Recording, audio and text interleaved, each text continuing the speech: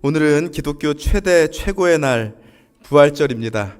교회력을 보면은 가장 먼저 우리 기독교인들이 지켰던 절기가 바로 부활절이었습니다.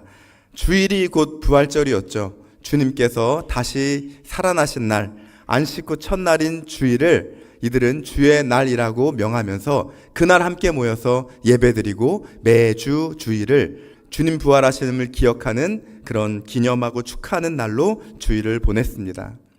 아까 우리가 인사 나눈 것처럼 예수님이 부활하셨다라는 이 인사말은 정말 모든 것을 뒤집는 역전의 말씀, 역전의 인사입니다. 제가 어느 노래 경선 프로그램을 본 적이 있었는데요. 거기 보니까 심사위원들이 한 8명 정도가 있으시고 이제 노래를 이제 참가자가 나와서 부르는데 노래를 잘 부르면은 이제 8명이 이제 별을 줍니다. 그래서 많은 사람들이 별을 눌러야지 통과가 되는 그런 오디션이었는데 어떤 사람은 4개를 받고 어떤 사람은 7개를 받고 어떤 사람은 8개 만점을 다 받는 그런 사람들이 있었습니다. 그런데 어떤 경연자는 온 힘을 다해서 준비를 했는데 하필이면 그 전날 목감기가 걸려버린 겁니다. 그래가지고 노래를 제가 듣기에도 저 사람은 안 되는 노래를 부를 수밖에 없었습니다. 목감기가 걸려서 소리도 안 나오고 땀을 뻘뻘 흘리면서 그 자리에 자신의 맡은 일을 감당하고 이제 별을 눌러야 되는데 아니나 다를까 아무도 8명 중에 아무도 별을 눌러주지 않았습니다. 안쓰럽긴 안쓰럽지만 못한 건 못한 거기 때문에 별을 안 눌렀죠.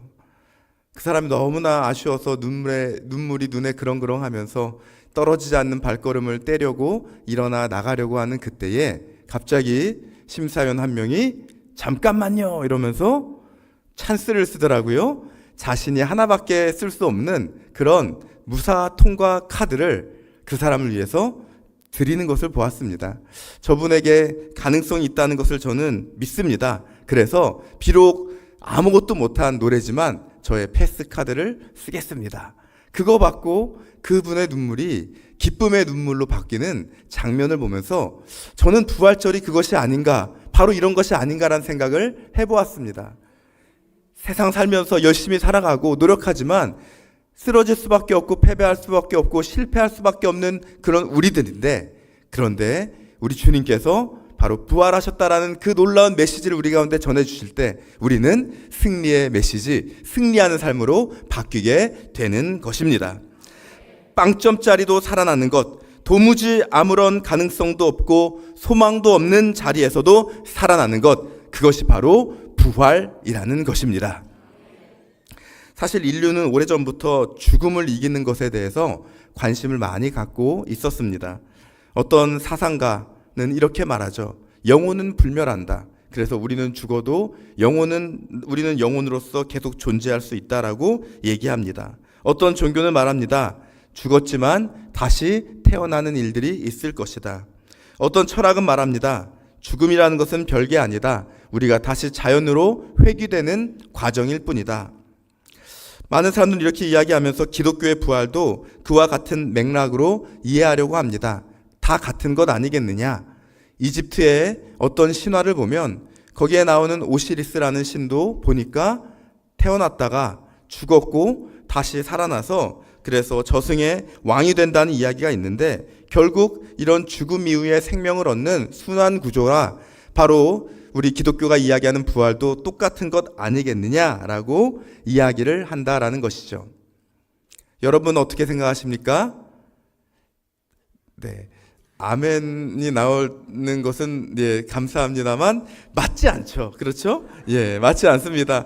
그들이 말하는 다시 사는 것과 우리 기독교가 말하는 부활은 다르다. 전적으로 다르다라는 것입니다.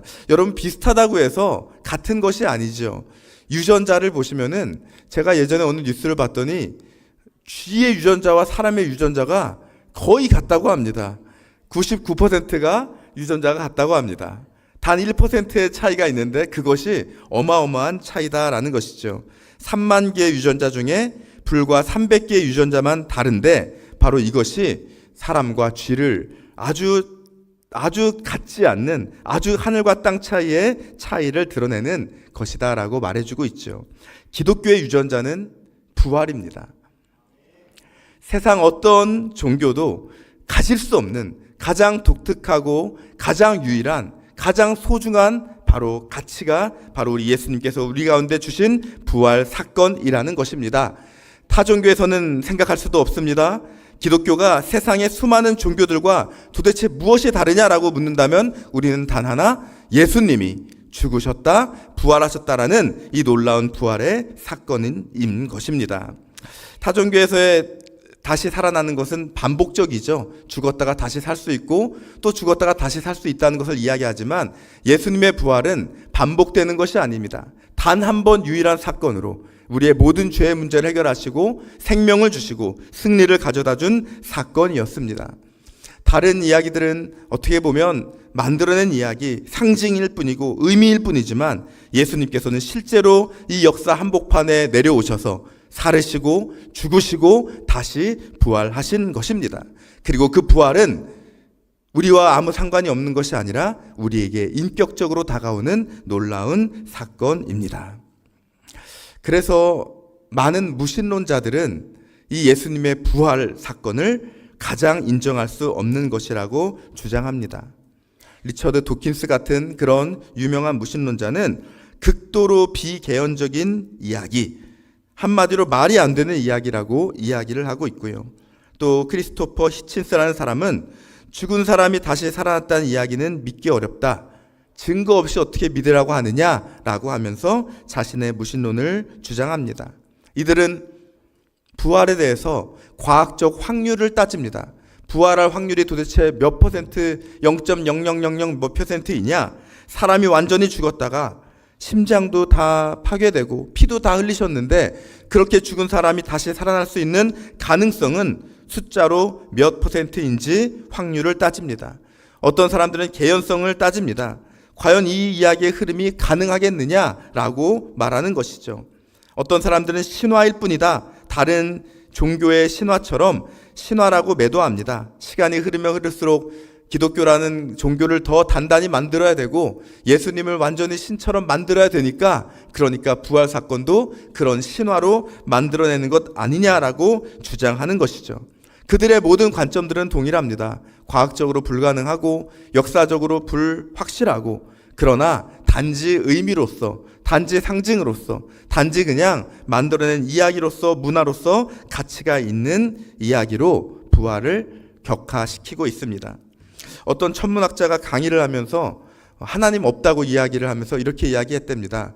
내가 최고의 망원경을 가지고 우주를 구석구석 다 들여다봤는데 도대체 하나님은 찾을 수 없더라. 그러니까 하나님은 없는 것이다 라고 이야기하니까 옆에 있던 음악가가 그 천문학자에게 이렇게 말했다고 합니다.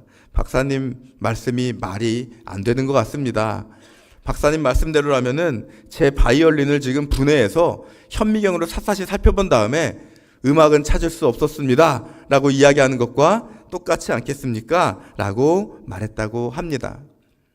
과학적인 생각, 단순히 이성적인 생각으로 부활을 이해하려고 한다면 아마 답을 찾을 수 없을 것입니다.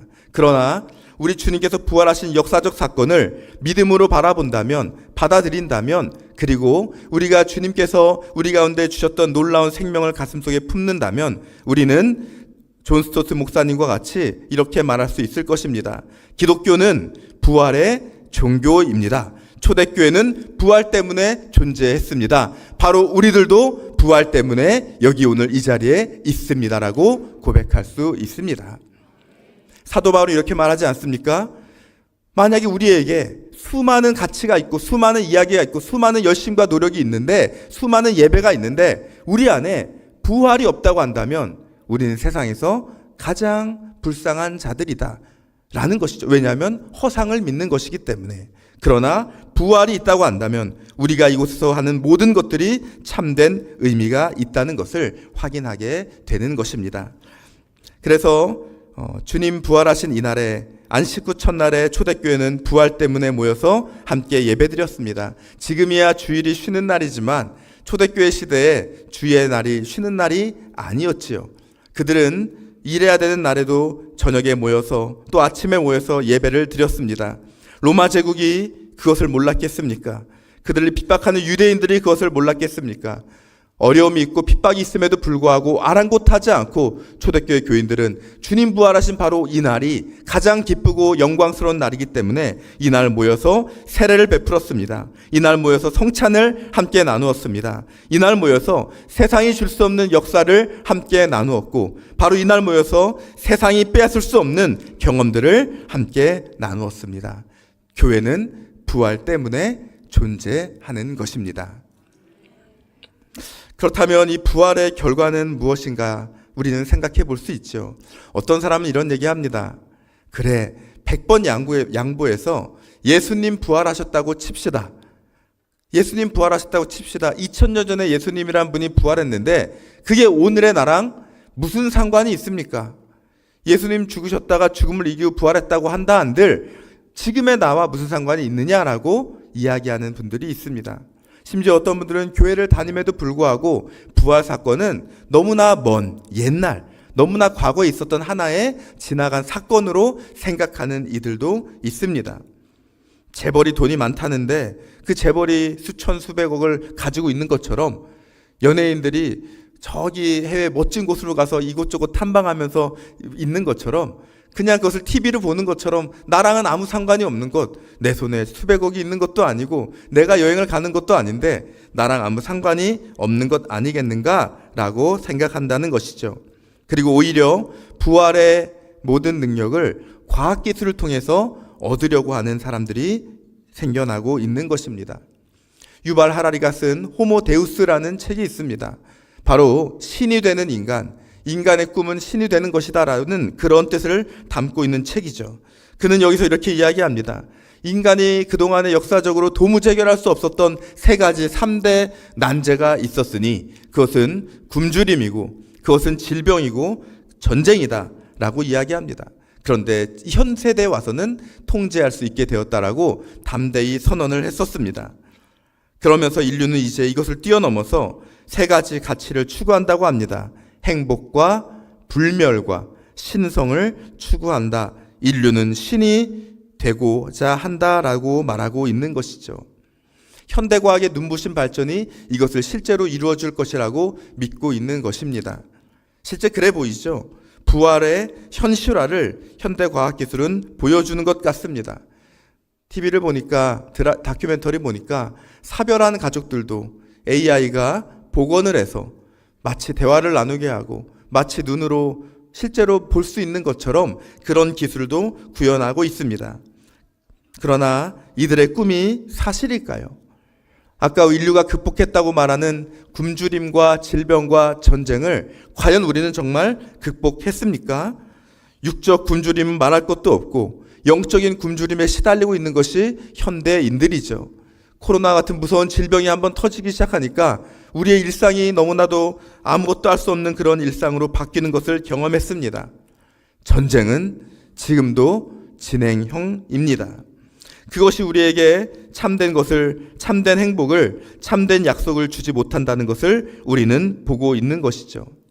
부활이 지금 나와 무슨 상관이 있겠느냐라고 말하는 이에게 성경은 그래서 오늘 부활이 결코 우리와 무관하지 않다는 것을 말씀해 주고 있습니다. 오늘 본문 말씀 보면 로마서 6장 말씀을 보니까 함께라는 말이 여러 번 나옵니다. 함께한다, 연합한다. 이 모든 표현들을 다 세보니까 무려 이 짧은 본문에 9번이나 나오게 됩니다. 사도 바울은 하나님 말씀을 쓰면서 우리가 우리 주님과 함께한다. 주님의 죽으심과 함께하고 주님의 부활과 함께하고 주님이 나와 연합하고 내가 주님과 연합한다는 이야기들을 이야기하고 있습니다. 예수님께서는 예수님의 죽음은 나를 위해 자신을 위해 죽으신 것이 아니라 바로 우리를 위해 죽으신 것이고 예수님의 다시 사신 부활은 당신 자신을 위해서 부활하신 것이 아니라 바로 우리를 위해서 부활한 것임을 오늘 말씀은 말해주고 있는 것이죠. 주와 함께 연합하여 내 죄는 죽었고 주와 함께 연합하여 그리스도와 함께 내가 살았다고 고백하는 것입니다. 다른 누구보다도 이것을 경험한 이가 바로 사도 바울이었습니다. 사도 바울이 어떤 사람이었습니까? 예수님 믿는 그리스도인들을, 이 주일에 예배드리는 그리스도인들을 잡으려고 저 먼 다메섹까지 공문을 받아가지고 기세 등등해서 이들을 잡아들이고 이들이 죽음을 맞는 데에 기꺼이 앞장섰던 사람이었습니다. 그런데 그가 부활하신 주님을 만나지 않습니까? 어찌하여 나를 핍박하느냐 말씀하시는 그 예수님을 만나는 그 순간에 사도 바울은 넘어졌죠. 그리고 우리 주님께서는 그를 형제로 받아들이시고 함께라고 말씀하시며 그렇게 함께 아름다운 교회 공동체 가운데 불러주셨습니다. 사도 바울은 고백합니다. 내가 과거에 핍박자였고 내가 과거에 포행자였다. 회방자였다. 온갖 교회 하나님의 영광을 가리고 예수님을 핍박하던 자였지만 이런 나도 우리 주님이 오셔서 함께해 주시고 새 생명 가운데 살아갈 수 있도록 역사해 주셨다고 고백하고 있는 것입니다. 죽을 수밖에 없는 우리들, 아무것도 할 수 없는 우리들이지만 우리 예수님 우리 가운데 찾아와 주셔서 우리의 죽음 가져가 주시고 우리에게 새 생명으로 채워주시며 새로운 삶을 살아가는 길을 열어주신 것입니다. 그래서 예수님의 부활은 그냥 단순히 상징이나 의미가 아닙니다. 그 정도라면 우리를 위로하는 정도가 되겠지만 그러나 우리의 삶을 바꿀 수 없죠. 하지만 예수님의 부활이 실제 존재한 이 사건이라고 한다면 그 예수님은 우리의 존재 자체를 오늘 찾아주셔서 완전히 바꿔버리고 새로운 존재, 새로운 생명 가운데 살아가는 사람으로 만들어 주신다는 것입니다. 이것이 예수님의 부활이 곧 우리의 부활이고 우리의 생명이라는 것을 우리 가운데 말씀해주고 있는 것입니다.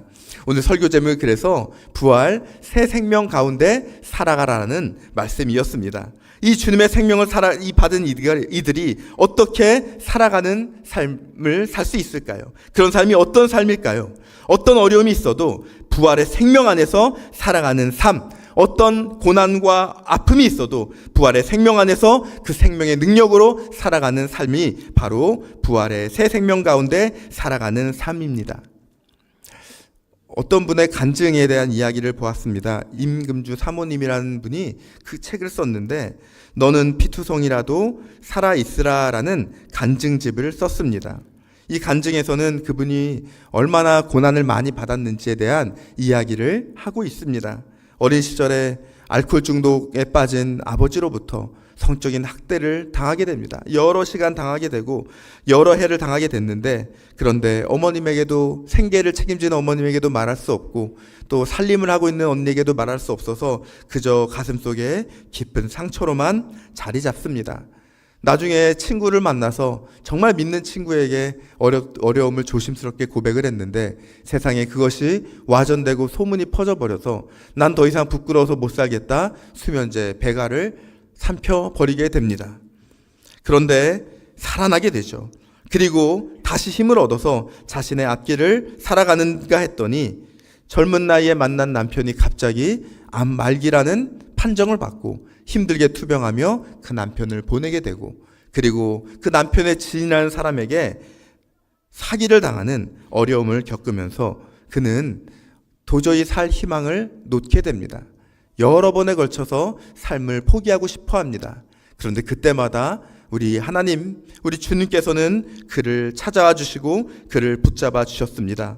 그러면서 어느 날 말씀을 보는데 성경 말씀에 너는 피투성이라도 살아있으라 라는 말씀을 주목하게 하셨습니다.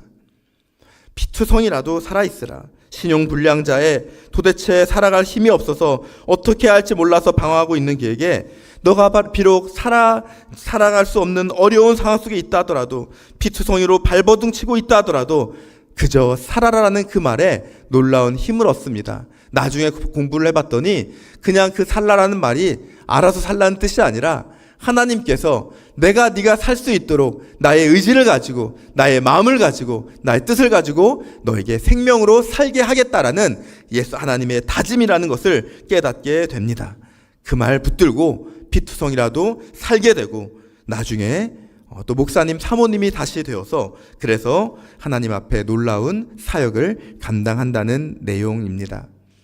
새 생명 안에서 살아가는 삶은 바로 이런 것이죠. 어떤 어려움 속에서도 우리에게 말씀으로 찾아오시는 주님, 부활의 능력으로 찾아오시는 주님을 만나서 새로운 삶, 새로운 생명을 얻는 것입니다. 요즘 전쟁이 나고 있는 이란에 대해서도 이런 이야기들이 실제로 전해진다고 합니다. 이란에도 기독교인들이 있습니다. 50만 명에서 100만 명 되는 그리스도인들이 그 땅에서 핍박 가운데 살고 있었는데 이 전쟁 상황 속에서 그들이 어떻게 살고 있는지 그들의 모습이 조심스럽게 이야기가 들려옵니다. 그들은 매일 저녁 모여서 하나님 말씀을 읽고 기도하며 서로를 격려하고 있다고 합니다. 고통이 있고 많은 것을 상실하고 있는 그 한복판에서 오히려 그리스도와 함께하며 더 깊은 교제와 연합을 발견하고 있다고 고백합니다. 어떤 이들은 교회 소속 의사입니다. 가정교회이기 때문에 드러나면 안 되는데 그런데 전쟁으로 부상당한 이웃을 치료합니다. 치료하는 중에 발각이 되고 보안군이 습격을 했지만 그럼에도 불구하고 그들은 포기하지 않고 자신들의 사명을 감당하고 있다는 이야기였습니다. 그들과 통화하면서 얼마나 더 앞으로 통화할 수 있을지는 모르겠지만 그러나 난 이 말을 꼭 해야 되겠습니다. 하나님은 움직이고 계시고 일하고 계시고 이 어둡고 고통스러운 나날 속에서도 우리 주님께서는 사람들의 마음을 붙들어주고 계십니다라고 말하고 있는 것입니다. 사랑하는 성도 여러분, 우리 신일교회 부활절을 맞이한 신일교회 정말 부활의 능력으로 이 시간에 다시 한번 이 교회가 채워지고 일어서는 시간이 되기를 소망합니다. 부족한 저도 이곳에 오늘 부활주일에 하나님이 담임 목사로 불러주셔서 얼마나 두렵고 떨리고 또 얼마나 영광스럽고 감사한지 모르겠습니다. 얼마나 제가 나도 새로운 마음으로 다시 부활한 주님과 함께 새롭게 출발하겠다는 마음으로 결심을 했는지 저희 교육자 사무실 비밀번호를 오늘 4월 5일 0405로 찍어놓고 며칠 동안 다녔습니다. 이제 바꿀 테니까 나중에 그렇게 누르지 않으셔도 됩니다.